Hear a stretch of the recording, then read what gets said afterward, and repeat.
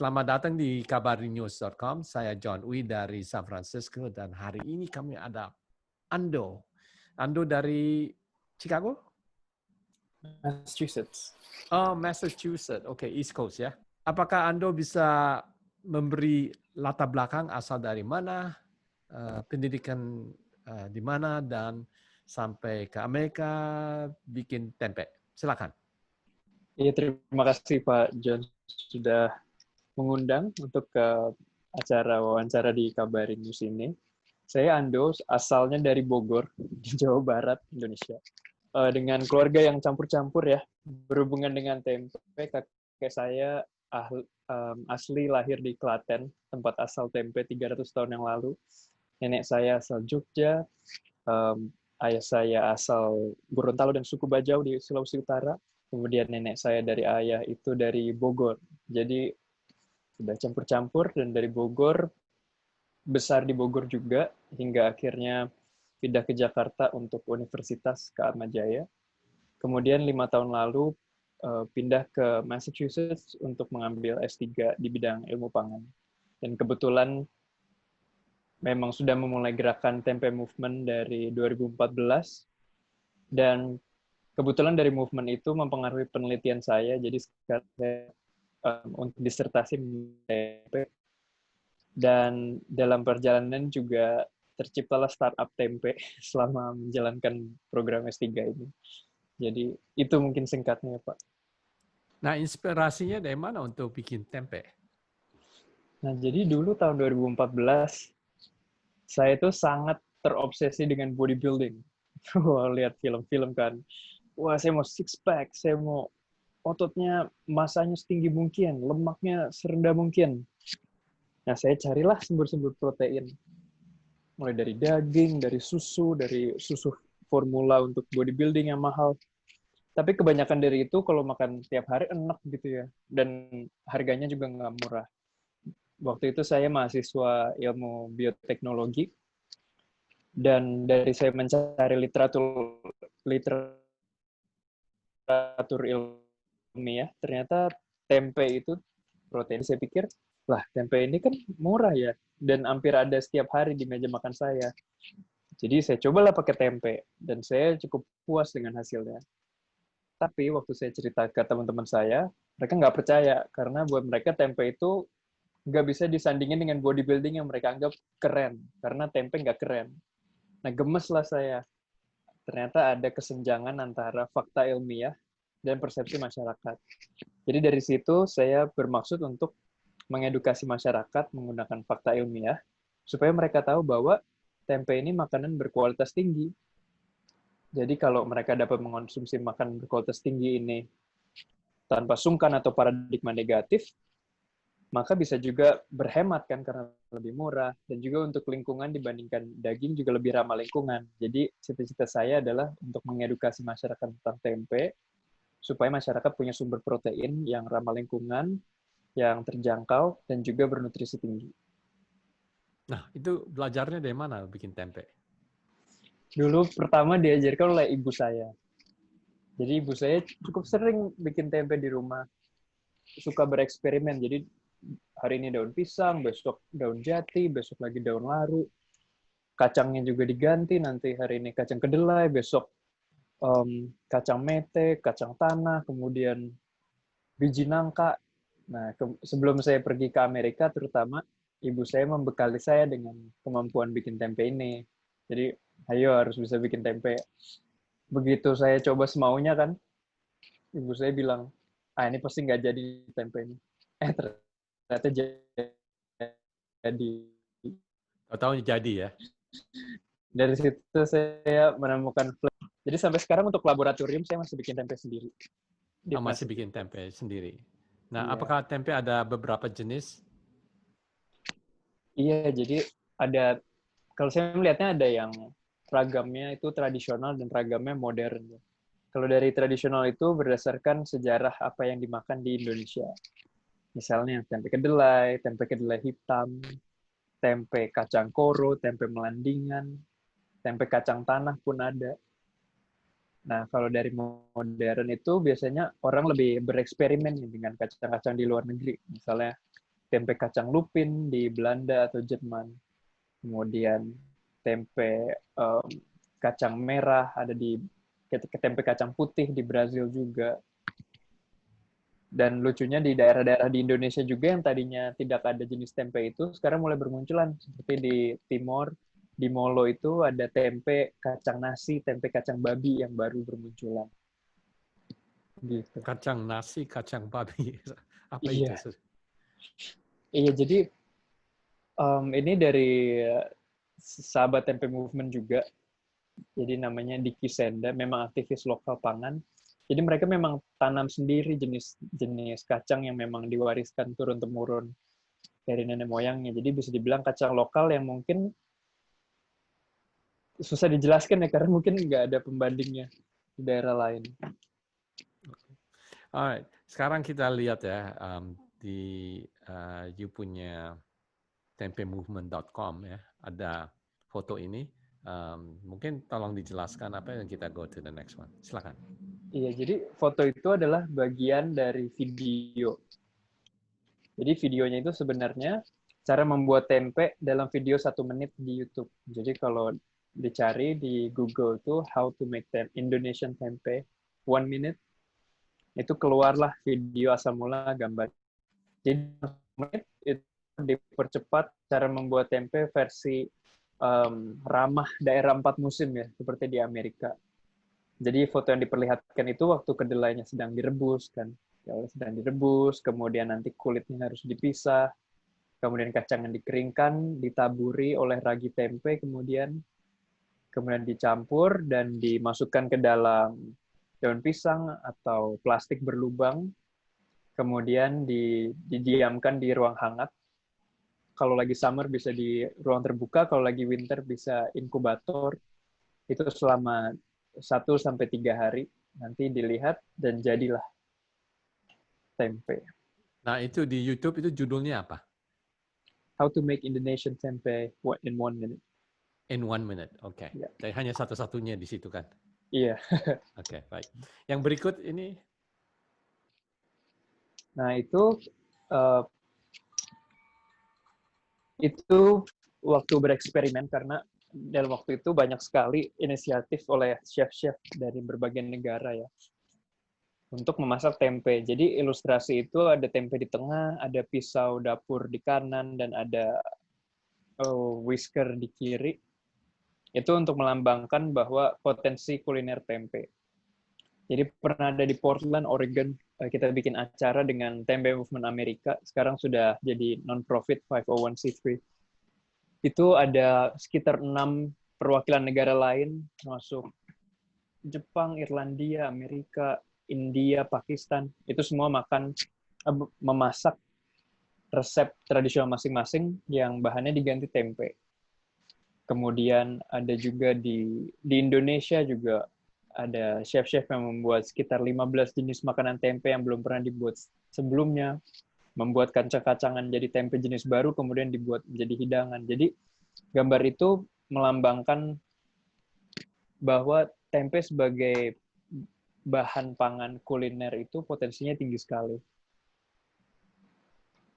Terus yang berikut, sorry. Ya, ini kayak tahu ya. Nah, itu masih jadi bagian dari video yang pertama tadi, percobaan membuat tempe awal-awal waktu di Massachusetts ya.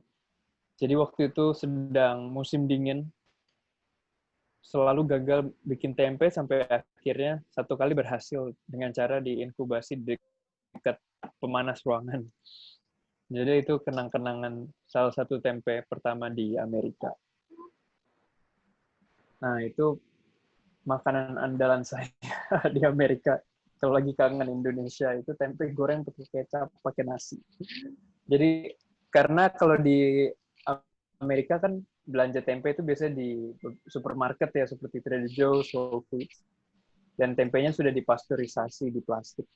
Menurut saya rasanya berbeda dengan bikin segar. Jadi setiap kali saya bikin tempe segar, saya biasanya masaknya bukan yang bumbunya medok gitu ya. Jadi malah digoreng aja supaya rasa tempe segarnya kerasa. Dan biasanya pakai kecap aja, makan pakai nasi panas sudah cukup. Nah, kalau itu dari 6 Juni kemarin itu kita merayakan Hari Tempe Sedunia. Jadi memang ini sudah dicanangkan sejak tahun 2013 oleh Forum Tempe Indonesia. Dan setiap 6 Juni kita coba menghebohkan untuk agar orang-orang tahu apa itu tempe dan tempe itu dari Indonesia. Jadi 6 Juni kemarin kita adakan lomba foto tempe dari berbagai negara. Dan foto yang tadi diperlihatkan itu adalah pemenang dari negara Australia. Jadi kita juga punya relasi dengan tempe movers di negara-negara tersebut seperti di Australia dan kita beri hadiah. Ada juga yang submit itu dari Brazil, Sao Paulo, ada dari Venezuela, ada dari Inggris, ada dari Amerika, ada dari Malaysia, Korea Selatan, Indonesia juga pastinya. Kemudian Afrika Selatan. Jadinya cukup heboh, masih jauh maaf. Tahun lalu 2019 itu kita membuat acara namanya Tempe Fest Gas and Tour. Jadi Fest itu dari festival, Gas itu dari gastronomi, Tour itu dari tour. Nah, jadi di hari pertama kita adakan festival mendatangkan pembicara dari 6 negara yang terlibat dengan tempe, termasuk founder dan CEO-nya Tofurky dari Portland juga, kalau kenal. Dan malamnya kita adakan ini hidangan tempe, 12 hidangan tempe yang belum pernah ada sebelumnya. Jadi gambar itu adalah tempe kacang hitam yang sebenarnya terinspirasi dari makanan lodeh. Tapi kalau lodeh itu kan biasanya kuah santan yang encer ya. Tapi ini lodehnya dibuat lebih menjadi krim yang dituang ke kacang hitam yang digoreng. Gitu. Jadi cita rasanya berbeda. Jadi masih ada 11 hidangan lain dari tempe selain hidangan itu tahun lalu. Terus yang ini bisa lihat, kayaknya ada curry ya. Iya, itu dari Sao Paulo kalau nggak salah, dari Brazil. Nah ini interesting sekali, ini kayak roti tempe ini. Nah, iya itu pemenang dari Indonesia. Itu adalah Dokter Debrina. Jadi beliau ini saat ini lawan untuk menangani COVID-19 di lapangan. Tapi sempat-sempatnya submit untuk lomba Tempe Day 6 Juni kemarin, dan beliau membuat roti sourdough, mungkin dekat dari Francisco ya. Itu sourdough tapi dengan tempe. Jadi bisa kelihatan ada serpihan tempenya di dalam roti sourdough. Jadi Ando sekarang buka perusahaan tempe, bukan? Iya, saya tahun 2018 itu ikut lomba di University of Cambridge di Inggris. Kebetulan menang juara 1 dengan teman saya. Dan hadiah lomba itu hanya boleh digunakan untuk memulai perusahaan. Jadi kita mulailah membuka perusahaan. Nah, sekarang kita sudah jualan di banyak supermarket di Inggris, terutama London. Bisa dicek di Better Nature, betternaturefoods.co. betternaturefoods.com ya. Dan apakah juga ada di Amerika? Nah, memang kita ingin sekali ekspansi ke Amerika. Tapi kita mulai dari Inggris karena London itu adalah kota yang paling vegan di dunia berdasarkan jumlah produk vegan terbaru yang muncul setiap tahunnya. Jadi tempe ini kan cocok sekali untuk vegan ya, karena memang murni nabati, proteinnya tinggi. Jadi untuk pengganti sumber protein lainnya itu sangat sangat pas. Jadi kita mulai dari situ. Kita juga saat ini sudah ada di Jerman dan Perancis, tapi masih volume kecil. Tapi perlahan semoga bisa ke Amerika. Dan brandnya apa? betternaturefoods.co. Ya, ini mungkin saya bisa kirim ke ini ya, ke WhatsApp. Oke. Betternature.com itu brandnya tempe Ando ya? betternaturefoods.co. Marketingnya itu semua lewat mana sekarang? Bisa beli melalui website kita di betternaturefoods.co. Kemudian bisa juga ke supermarket. Jadi sudah ada di Planet Organic misalnya, akan ada di Waitrose, kemudian Wagamama. Jadi seperti kalau di Amerika itu seperti Trader Joe's-nya dan Whole Foods-nya. Jadi sudah ada di toko dan online. Dan waktu Ando bikin tempe kan, itu mulai marketingnya bagaimana? Waktu mulai perusahaan ini, Pak. Betul. Iya, jadi awal perusahaan ini itu idenya kita membuat alat pembuat tempe instan ya. Dan tapi kita lihat seperti, wah ini orang-orang udah siap belum ya untuk menyambut tempe di Eropa gitu. Jadi kita mulai dari menjual yang paling bisa cepat dinikmati, yaitu makanan. Jadi kita ada tempe yang siap masak dan ada tempe yang siap konsumsi. Jadi menurut saya itu cara paling mudah untuk mengedukasi orang tentang tempe, karena impresi satu yang harus dicapai adalah tempe itu enak. Nah, dari situlah kita membentuk tim berdasarkan visi itu. Jadi ada teman-teman saya dari Oxford, dari Cambridge, dari University of Massachusetts juga, ada dari negaranya, dari Inggris, ada dari Hong Kong, ada dari Italia, ada dari Finlandia, ada dari Slovenia, dari Indonesia terutama. Nah, jadi dari situlah tim ini yang merumuskan sendiri. Jadi misalnya orang marketingnya itu memang orang Inggris. Jadi memang dia tahu pasarnya seperti apa, harus mulai dari kemana. Kalau saya posisinya sebagai ilmuwan, jadi untuk marketing itu memang ada expertise-nya di tim kami. Dan pemilik dari ini perusahaan berapa orang? Pemiliknya kira-kira ada 6 pemegang saham ya, tapi saham tertinggi dipegang oleh orang Indonesia. Kalau Ando sendiri juga salah satu pemilik? Iya. Oke. Nah, waktu bikin tempe kan, itu mungkin alat-alatnya nggak mudah ya, mungkin mesti expert yang bikin tempe. Nah, Ando dapat itu knowledge bagaimana itu menjalankan? Saya tahu ibu bisa bikin, tapi ini kan commercial sekarang kan? Iya. Jadi memang ini ada di ilmu pangan ya. Jadi ilmu yang saya pelajari. Jadi bagaimana caranya memproduksi makan dalam skala besar untuk menjadi higienis dan aman untuk dijual di pasaran. Jadi saya perolehnya dari sekolah. Oh, dari sekolah dapat Iya. informasi untuk beli equipment bikin tempe ya? Iya, jadi dari sekolah itu diajari dasarnya. Jadi membuat tempe itu sebenarnya kita mau menumbuhkan bayi-bayi jamur supaya tumbuh menyelimuti kacang-kacang yang kita punya. Jadi saya pelajari lah bayi-bayi jamur ini sukanya makan apa, butuh bernafasnya dengan oksigen seberapa banyak, kemudian suhunya seberapa tinggi.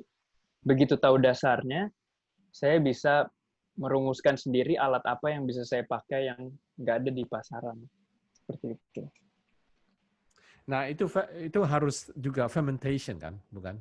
Iya, betul sekali. Ya, itu berapa lama itu buat fermentation? Biasanya bisa 18, itu paling cepat 18 jam sampai 72 jam atau 3 hari. Jadi tergantung suhu ruang, tergantung jenis jamur yang dipakai. Jadi ada rentangnya. Dan kualitas tempe itu bisa berbeda-beda. Nah, yang penting supaya taste-nya enak, itu rahasianya apa itu? Nah, kalau ini sebenarnya belum sepenuhnya dipetakan ya, gimana cara bikin tempe paling enak. Tapi biasanya kalau di Indonesia itu, jadi kedelainya direbusnya harus benar-benar matang. Jadi jangan setengah matang karena ada rasa langunya. Kemudian fermentasinya juga idealnya itu tempenya putih bersih. Jadi kalau titik-titik hitam itu memang normal, tapi biasanya mempengaruhi persepsi sensori yang makan. Dan juga kalau di Amerika itu karena ada kepedulian tentang keamanan pangan, jadi mereka cenderung mengasamkan tempenya di awal. Jadi ditambahi oleh cuka ya.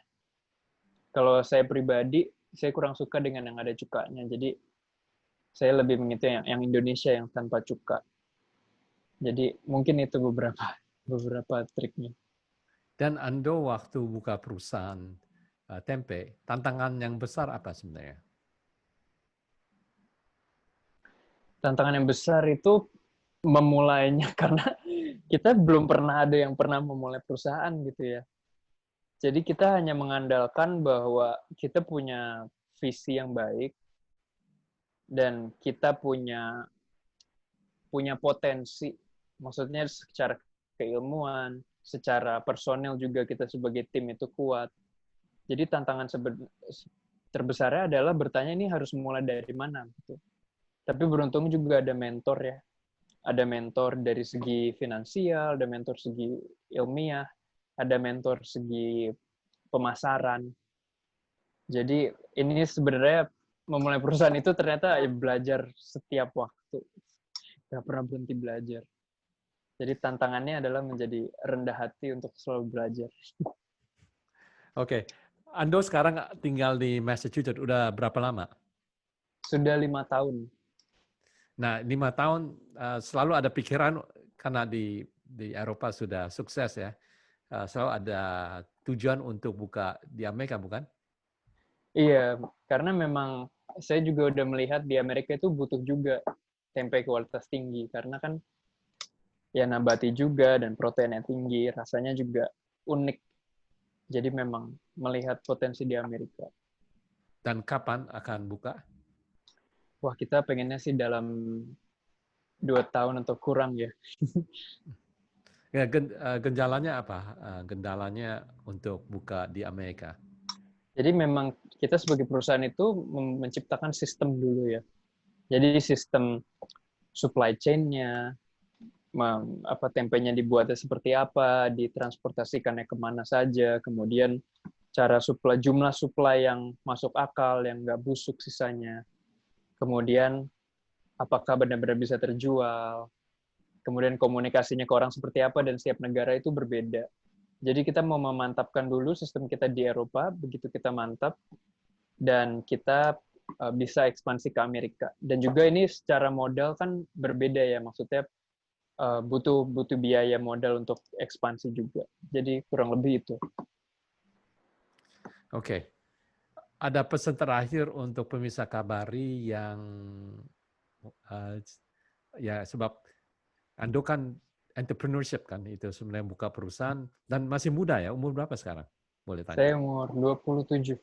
20, kelihatannya masih lebih muda dari 27. Tapi pesan yang terakhir apa untuk pemirsa Kabari yang ingin jadi entrepreneur? Menurut saya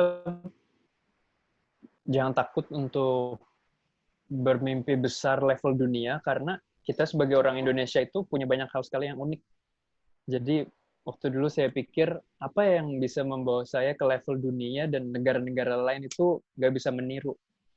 Ya saya harus jujur dengan identitas saya sendiri sebagai orang Indonesia. Dan bagi saya itu adalah tempe, karena tempe itu sangat Indonesia. Saya besar makan tempe dari bayi sampai sekarang. Jadi mungkin dengan apa yang Indonesia punya di berbagai bidang lain, nggak hanya makanan, kan bisa ada kultur, ada ilmu lain. Menurut saya bisa menjadi landasan untuk percaya diri memulai perusahaan level dunia. Baik. Oh, dan ibu saya bilang ini, kalau kita punya kemampuan baik itu biasanya pintu-pintu akan terbuka. Jadi itu pegangan saya. Oke. Alright. Terima kasih Ando untuk memberi advice ya. Dan untuk pemirsa Kabari, jangan lupa subscribe YouTube Kabari sampai kita berjumpa lagi. Terima kasih. Makasih Pak John. Oke.